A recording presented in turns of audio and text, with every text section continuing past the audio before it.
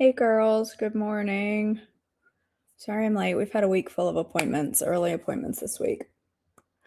And I am literally ready to go crawl back into bed. I've been up since 5 and I'm so sleepy. I think after devotions, I might go take a little nap. I'm just tired. It's been a busy, crazy week. I think I need a little nappy nap. All right, we were on February 27th. Organization for Israel's camp, Numbers 2, 1 through 34. Then the Lord gave these instructions to Moses and Aaron. When the Israelites set up camp, each tribe will be assigned its own area. The tribal divisions will camp beneath their family banners on all four sides of the tabernacle, but at some distance from it. The divisions of Judah, Issachar, and Zebulun are to camp towards the sunrise on the east side of the tabernacle beneath their family banners. These are the names of the tribes, their leaders, and the numbers of their registered troops. From Judah, the leader was Nahshon, and son of Amminadab. There were 74,600. From the tribe of Issachar, Nethanel, son of Zuar, 54,400. From the tribe of Zebulun, Eliab, son of Helon, 57,400. So the total of all the troops on Judah's side of the camp are 186,400. Sorry. I lost my place. These three tribes are to lead the way wherever the Israelites travel to a new campsite. The divisions of Reuben, Simeon, and Gad are to camp on the south side of the tabernacle, beneath their family banners. These are the names of their tribes, their leaders, and the number of their registered troops. From Reuben, Eleazar, son of Shadur, 46,500. From Simeon, Shalumiel, son of Zurishaddai, 59,300. From Gad, Elisaph, son of Deuel, 45,650. So all the troops on Reuben's side of the camp is 151,450. These three tribes will be second in line whenever the Israelites travel. Then the tabernacle, carried by the Levites, will set out from the middle of the camp. All the tribes are to travel in the same order that they camp, each position under the appropriate family banner. The divisions of Ephraim, Manasseh, and Benjamin are to camp on the west side of the tabernacle beneath their family banners. These are the names of the tribes, their leaders, and the numbers of their registered troops.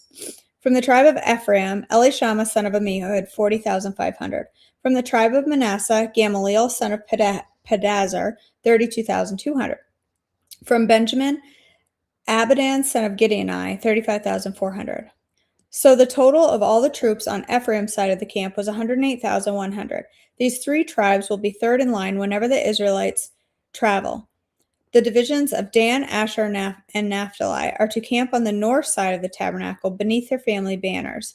These are the names of the tribes, their leaders, and the number of their registered troops. From Dan, Ahiezer, son of Ammishaddai, 62,700.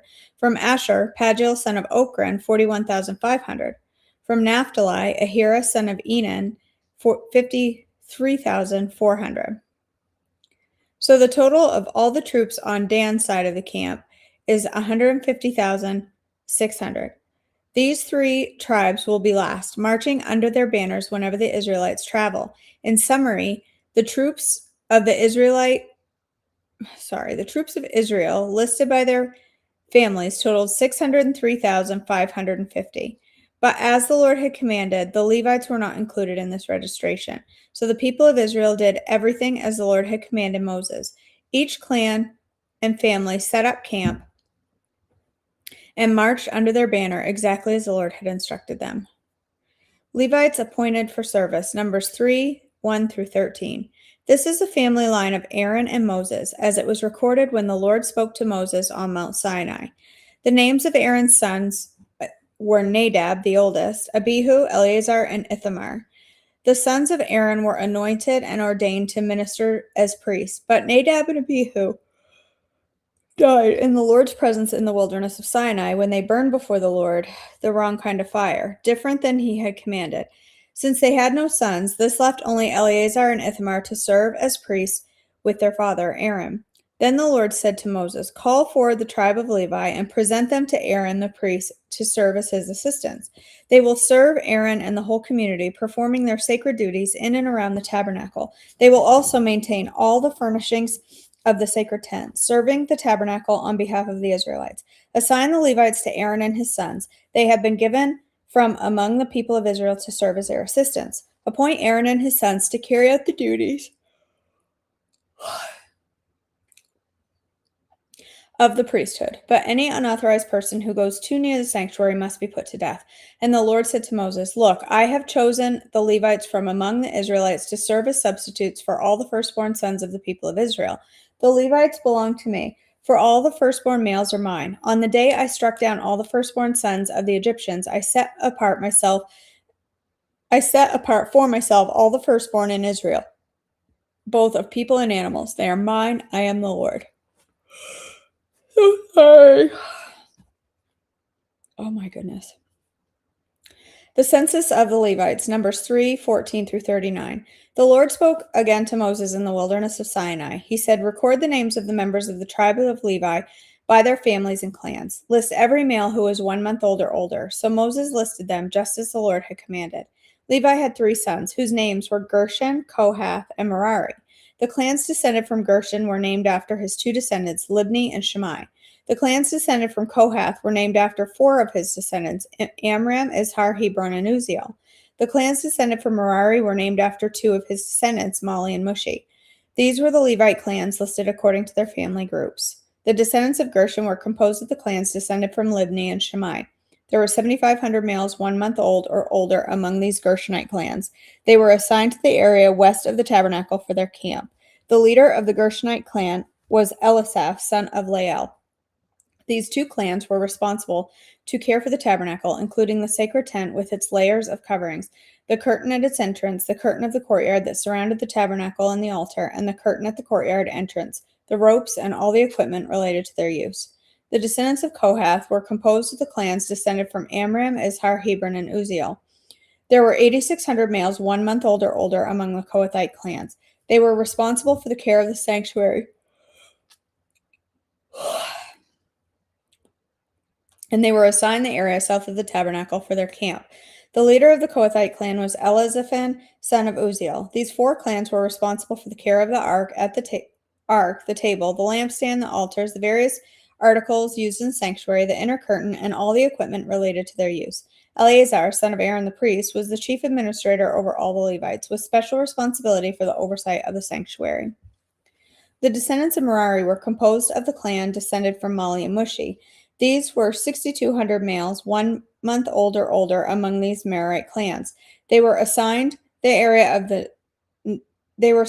north of the tabernacle for their camp. The leader of the Merarite clan was Zuriel and Abihail. These 2 clans were responsible for their care of the frames supporting the tabernacle, the crossbars, the pillars, the bases, and all the equipment related to their use. They were also responsible for the posts of the courtyard and all their bases, pegs, and ropes. The area in front of the tabernacle in the east towards the sunrise was reserved for the tents of Moses and Aaron and his sons, who had the financial responsibility for the sanctuary on behalf of the people of Israel.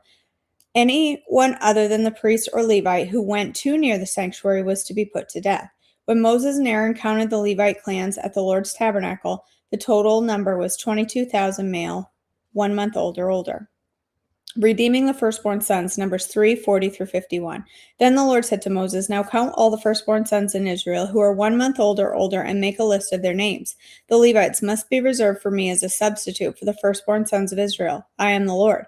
And the Levites' livestock must be reserved for me as the substitutes for the firstborn livestock of the whole nation of Israel." So Moses counted the firstborn sons of the people of Israel just as the Lord had commanded. The number of firstborn sons who were 1 month old or older was 22,273. Then the Lord said to Moses, "Take the Levites as substitutes for the firstborn sons of the people of Israel, and take livestock of the Levites as substitutes for the firstborn livestock of the people of Israel. The Levites belong to me. I am the Lord. There are 273 more firstborn sons of Israel than there are Levites. To redeem these extra firstborn sons, collect 5 pieces of silver for each of them, each piece weighing the same as the sanctuary shekel, which equals 20 gerahs. Give the silver to Aaron and his sons as a redemption price for the extra firstborn sons. So Moses collected the silver for redeeming the firstborn sons of Israel who exceeded the number of Levites.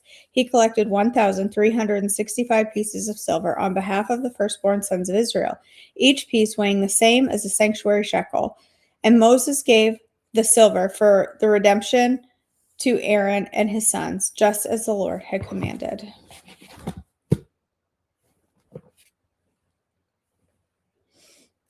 All right. We're on chapter 11. I think this is the last chapter. Yep. Finishing out. All right. Freedom starts today.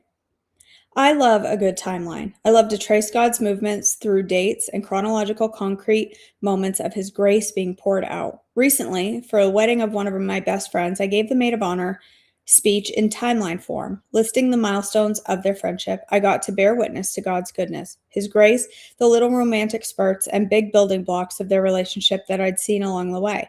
I talked about a date in 2017 when Kristen boldly and humbly told me that she was praying she'd meet her husband in the next year. I shared the date when a few months later, our old friend Tyler told me he was getting ready to ask Kristen on a date in front of my house while I watched inside from the window.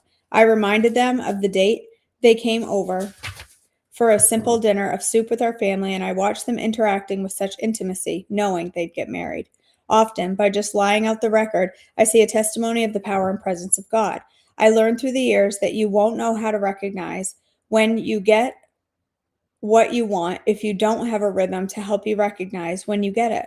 So, as much as I've tried to not make this about my story, I know that we all want freedom from body shame, and I'd like to recognize that God has given it to me. So I can share. Can I share some dates with you? I was born on August 17th, 1984. In the summer of 93, I took a car ride described in the first chapter, during which I prayed to lose the extra parts of my body. The next few years are marked with memories of realizing that my body was not what the world deemed good for a little girl. There were painful pauses on playgrounds, secret shame storms I experienced in dressing rooms, and downright damaging words spoken over my body. I was in middle school from 95 to 98, and I remember feeling insecure and aware that my body was a little different. For the most part, I don't remember caring too much. High school was a different story. I started high school on my 14th birthday, August 17th, 1998. From the very first day, I felt like my body was being measured for acceptability and desirability. I spent the first years of high school playing around with different strategies in order to be seen as both. These endeavors left me feeling broken, used, and hungry. During my junior and senior year, things were looking up. I met Jesus. I had really amazing Christian friends, a boyfriend who loved God and loved me, and I enjoyed having fun with my friends and living what felt like a very free life. I noticed weight creeping up, but felt very little shame about it. It truly felt like something I noticed, not something I minded. What I do remember from those years is dancing with my girlfriends to Destiny's Child, reading my Bible a lot because I couldn't get enough of it, eating pizza with my boyfriend, and having the courage to teach gymnastics to little girls, even though I couldn't do a cartwheel myself. I'm not sure who gave me that job. I know it was Jesus who gave me freedom after a few years of bondage. During my freshman year of college, as my weight kept climbing, I noticed some ways it was impacting my health and my ability to move and keep up with my friends. This was a little concerning, but what was more concerning was how I suddenly felt very other than my friends. It wasn't just that our clothing size felt apart, but that I had also begun to notice other people make assumptions about me that felt attached to my weight, assumptions that proclaimed I was messy, I was clumsy, I was lazy. I didn't like these assumptions or how I was living into them. But I also made a lot of assumptions in this season about how much people loved me and why they might not. I left the dorms for the summer of night of on I left the dorms for the summer on May 9th, 2003 and made a silent promise to not return to the way I was leaving. The summer of 2023 is when things got dark for me. I was making arrangements with the enemy about my worth, my value, and what made me lovable. I began trying different types of disordered eating and behavior, and some appeared socially acceptable to outsiders, and some I kept hidden because I knew they wouldn't be. My body changed, and people praised me for it. When I came back to school in the fall, I didn't just look different, I acted different. There was no messy, clumsy, or lazy allowed in my life. I exercised twice a day, tracked every crumb that went into my body, worked part-time at a church off campus, and gave 110% in every class because I wanted to be seen as the high achiever, not a messy girl who couldn't keep up. I was miserable and stressed, but highly functioning and fueled by the praise of people that I loved. All right, I'm going to stop right there. All right. Enjoy your last day in Florida, Jackie. This is not my last day in Florida. It's not even my first. I wish I was in Florida right now. I do, because it's cold and I'm tired of it. I'm just tired. I think I'm going to go take a nap. It is hitting me hard. I'm like, I don't think I can sit here and film another video or type another sentence until I go take a nap. The dog scratched my eyeball last night, I think, and it's making my eye feel heavy. Anyway, enough of my complaining. I'm sure you have enough of your own complaining to do. All right, girls, let's go ahead and pray. God our Father, thank you that we can come together before you and worship and praise and read your word and draw closer to you and recognize our Savior being revealed through every word. God, I pray for each woman here. I pray for their provision and mercy and grace today as they go about their day. I know you are intimately aware of each and every concern and issue and struggle in their lives. And I just pray that you would help us to lean into you today, to recognize your presence in our lives, to be aware of you surrounding us at all times. I pray that as we go through this day, you will help us to make choices that are honoring to you, help us to recognize why we make the choices we make, and therefore make the choices you would have us to. In your precious and holy name, amen. All right, girls, I love you all. Have a great day, and if you're heading to take a nap like I am, enjoy your nanny poopy. Enjoy your little nanny poopy. I'm going to go enjoy mine with the dog. My goodness, so gross. You ever have it hit you like that? Like just somebody smacked you upside the head and like you just need to go sleep. And if you don't, you're just like, that's me right now. Like I just need to go take a nap. All right. I love you girls. I hope you have a great day and I'll see you